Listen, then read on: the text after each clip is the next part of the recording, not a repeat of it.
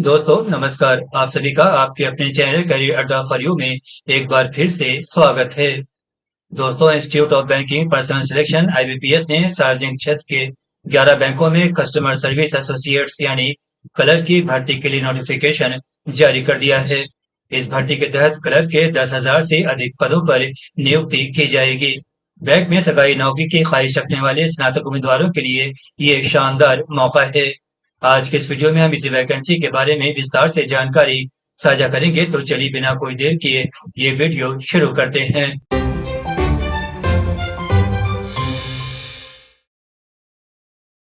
दोस्तों, आईबीपीएस की ओर से होने वाली कस्टमर सर्विस एसोसिएट्स यानी क्लर्क की परीक्षा में निम्न बैंक भाग ले रहे हैं।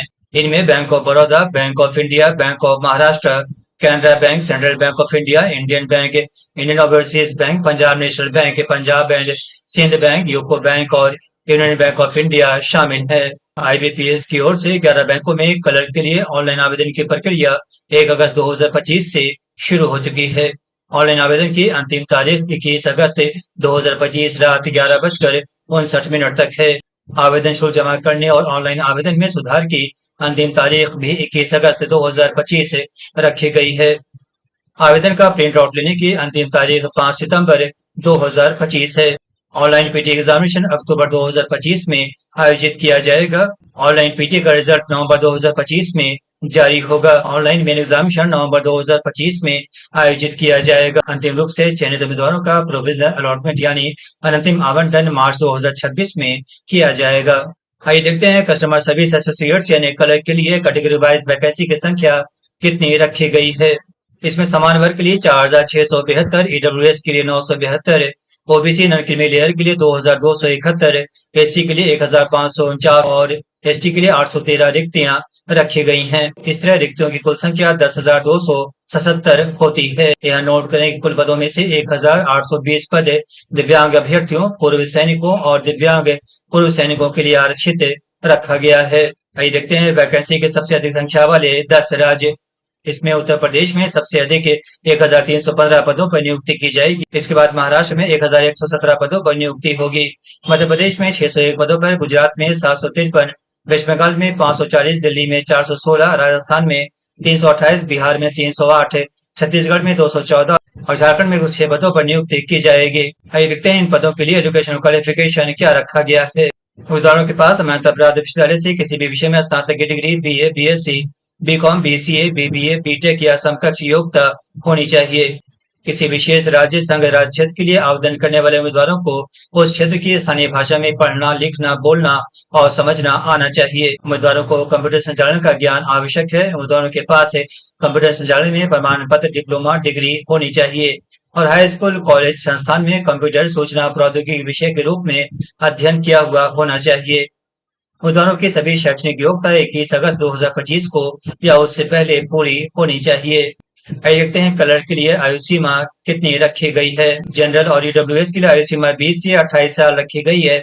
वहीं ओबीसी नॉन क्रीमी लेयर के लिए 20 से 31 साल, एससी एसटी के लिए 20 से 33 साल, दिव्यांग श्रेणी के लिए 20 से 38 साल और पूर्व सैनिकों के लिए 20 से 31 साल आयु सीमा रखी गई है। वहीं विधवा, तलाकशुदा और जिन औरतों ने दोबारा शादी नहीं की है उनमें सामान्य वर्ग के लिए आयु सीमा 20 से 35 साल, ओबीसी नॉन क्रीमी लेयर के लिए 20 से 38 साल और एससी एसटी में आयु सीमा 20 से 40 साल रखी गई है। यह नोट करें कि आयु सीमा की गणना 1 अगस्त 2025 के आधार पर की जाएगी। आइए देखते हैं परीक्षा का प्रारूप कैसा रहेगा।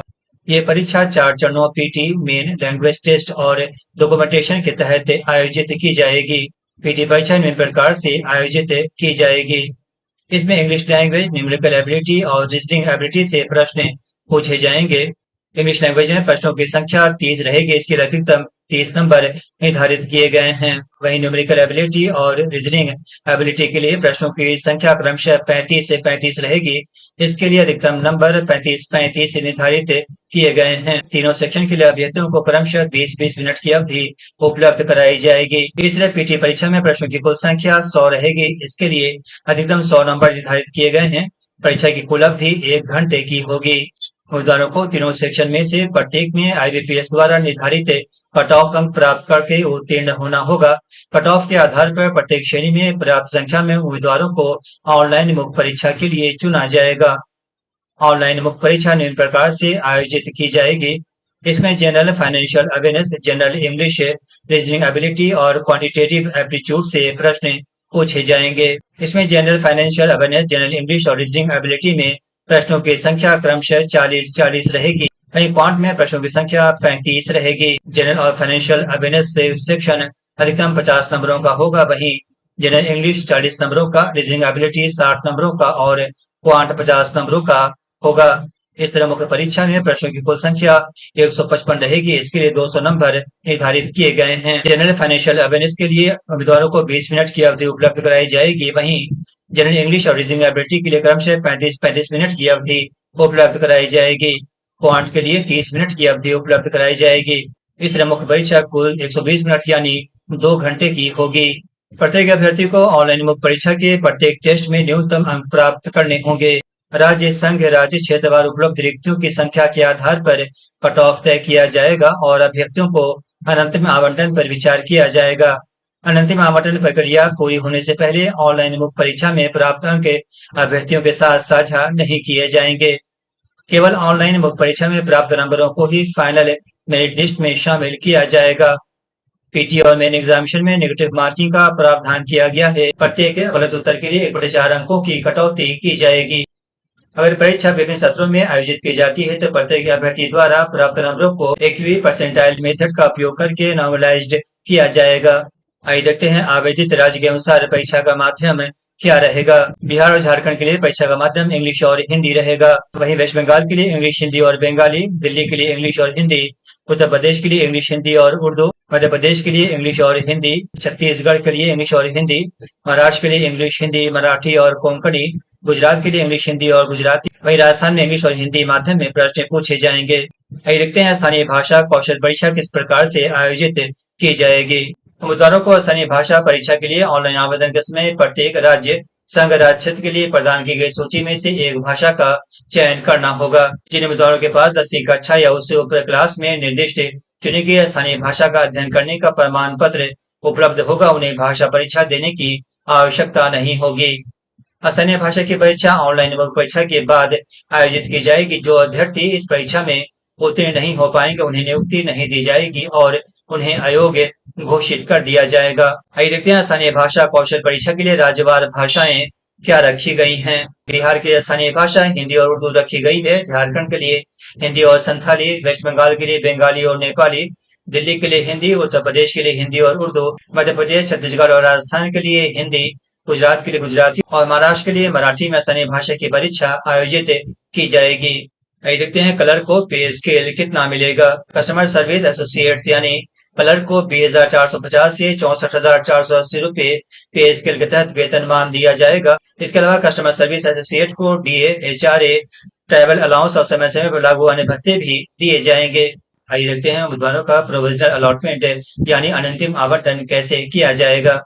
मुख्य परीक्षा के बाद राज्य, संघ, राज्य क्षेत्र की रिक्तियों के आधार पर भाग लेने वाले बैंकों की व्यावसायिक आवश्यकताओं के आधार पर उम्मीदवारों का अनंतिम रूप से आवंटन किया जाएगा। आइए देखते हैं पीटी और मेन एग्जामिनेशन के लिए परीक्षा केंद्र कहाँ बनाए जाएंगे। बिहार में पीटी परीक्षा के लिए आरा, भागलपुर, दरभंगा, गया, मुजफ्फरपुर, पटना, पूर्णिया और समस्तीपुर में परीक्षा केंद्र बनाए जाएंगे। जबकि मुख्य परीक्षा के लिए आरा, भागलपुर, दरभंगा, गया, मुजफ्फरपुर, पटना, पूर्णिया और समस्तीपुर में परीक्षा केंद्र बनाए जाएंगे। झारखंड में पीटी परीक्षा के लिए बोकारो, धनबाद, हजारीबाग, जमशेदपुर और रांची में परीक्षा केंद्र बनाए जाएंगे। जबकि मुख्य परीक्षा धनबाद, हजारीबाग, जमशेदपुर और रांची में होगी। दिल्ली में पीटी परीक्षा न्यू दिल्ली, दिल्ली, एनसीआर, फरीदाबाद और गाजियाबाद में आयोजित की जाएगी। जबकि मुख्य परीक्षा न्यू दिल्ली, दिल्ली, एनसीआर, फरीदाबाद और गाजियाबाद में होगी। यूपी में पीटी परीक्षा आगरा, अलीगढ़, बरेली, फैजाबाद, गाजीपुर, गाजियाबाद, गोरखपुर, झांसी, कानपुर, लखनऊ, मथुरा, मेरठ, मुरादाबाद, मुजफ्फरनगर, नोएडा, ग्रेटर नोएडा, प्रयागराज और वाराणसी में आयोजित की जाएगी। जबकि मुख्य परीक्षा गाजियाबाद, ग्रेटर नोएडा, कानपुर, लखनऊ, मेरठ, प्रयागराज और वाराणसी में होगी। वेस्ट बंगाल में पीटी परीक्षा आसनसोल, दुर्गापुर, कोलकाता, ग्रेटर कोलकाता, हावड़ा, हुगली, कल्याणी, सिलीगुड़ी, वर्धमान और बांकुड़ा में आयोजित की जाएगी। जबकि मुख्य परीक्षा आसनसोल, दुर्गापुर, कोलकाता, ग्रेटर कोलकाता, कल्याणी और सिलीगुड़ी में होगी। अन्य राज्यों के अभ्यर्थी अपने परीक्षा केंद्रों की जानकारी विज्ञापन के एनेक्सर 2 से ले सकते हैं। विज्ञापन का लिंक डिस्क्रिप्शन में दिया गया है।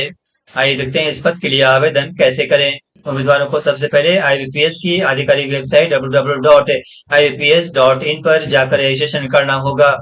उम्मीदवार होम स्क्रीन पर उपलब्ध सीआरपी सीएसए लिंक पर क्लिक करें। यह लिंक डिस्क्रिप्शन में दिया गया है। अब पंजीकरण पृष्ठ पर जारी रखें बटन पर क्लिक करें। अब पंजीकरण प्रक्रिया को पूरा करने के लिए अपना मूल विवरण दर्ज करें। एक बार ऑनलाइन पंजीकरण पूरा हो जाने पर पंजीकरण संख्या और पासवर्ड उम्मीदवार के पंजीकृत मोबाइल नंबर पर भेजा जाएगा। अब उम्मीदवार को स्कैन किए गए फोटो, सिग्नेचर, बायां अंगूठा का निशान, हैंड रिटन डिक्लेरेशन और एसएससी, एसएसएलसी और 10वीं स्टैंडर्ड सर्टिफिकेट अपलोड करना होगा। उम्मीदवारों को स्कैन किए गए फोटो और सिग्नेचर निम्न में दिए गए निर्धारित साइज में अपलोड करना होगा। इसमें फोटो पासपोर्ट आकार का नवीनतम रंगीन फोटोग्राफ होना चाहिए। इसका फाइल साइज 20 केबी से 50 केबी और डायमेंशन 200 से 230 पिक्सल होना चाहिए, क्योंकि फाइल फॉर्मेट जेपीईजी या जेपीजी होना चाहिए। सिग्नेचर सफेद कागज पर काले बॉल पेन से होने चाहिए। इसका फाइल साइज 10 केबी से 20 केबी होना चाहिए, जबकि इसका डायमेंशन 140 से 60 पिक्सल और फाइल फॉर्मेट जेपीईजी या जेपीजी होना चाहिए। इसके बाद उम्मीदवार को अपनी श्रेणी के अनुसार आवेदन शुल्क जमा करना होगा। आवेदन शुल्क जनरल, ईडब्ल्यूएस और ओबीसी उम्मीदवारों के लिए 850 रुपए रखा गया है, जबकि एससी, एसटी और दिव्यांग श्रेणी के उम्मीदवारों के लिए 175 रुपये आवेदन शुल्क रखा गया है। अभ्यर्थी शुल्क का भुगतान debit card, credit card, internet banking और यूपीआई का उपयोग करके कर सकते हैं। अभ्यर्थी अपेक्षित शुल्क का भुगतान केवल ऑनलाइन माध्यम से ही कर सकते हैं। अभ्यर्थियों को अपेक्षित आवेदन शुल्क का ऑनलाइन भुगतान करने के लिए आवश्यक विवरण दस्तावेज पहले से तैयार रखने होंगे। लेन देन के सफल समापन पर एक ई रसीद तैयार की जाएगी। शुल्क भुगतान सहित ऑनलाइन आवेदन की प्रक्रिया पूरी करने के बाद उम्मीदवार सिस्टम द्वारा जनरेटेड ऑनलाइन आवेदन पत्र का प्रिंट आउट डाउनलोड करके भविष्य के संदर्भ के लिए सुरक्षित रखें। दोस्तों, उम्मीद इस वैकेंसी की जानकारी आप सभी को पसंद आई होगी। जानकारी पसंद आई हो तो फटाफट चैनल को लाइक, सब्सक्राइब, कमेंट और अधिक से अधिक शेयर करें। इसके साथ ही नोटिफिकेशन की घंटे को भी प्रेस करना ना भूलें, ताकि हमारे आने वाली तमाम अहम वीडियो सबसे पहले आप तक पहुंचे। मिलते हैं अगले वीडियो में एक नई और शानदार वैकेंसी के साथ। नमस्कार।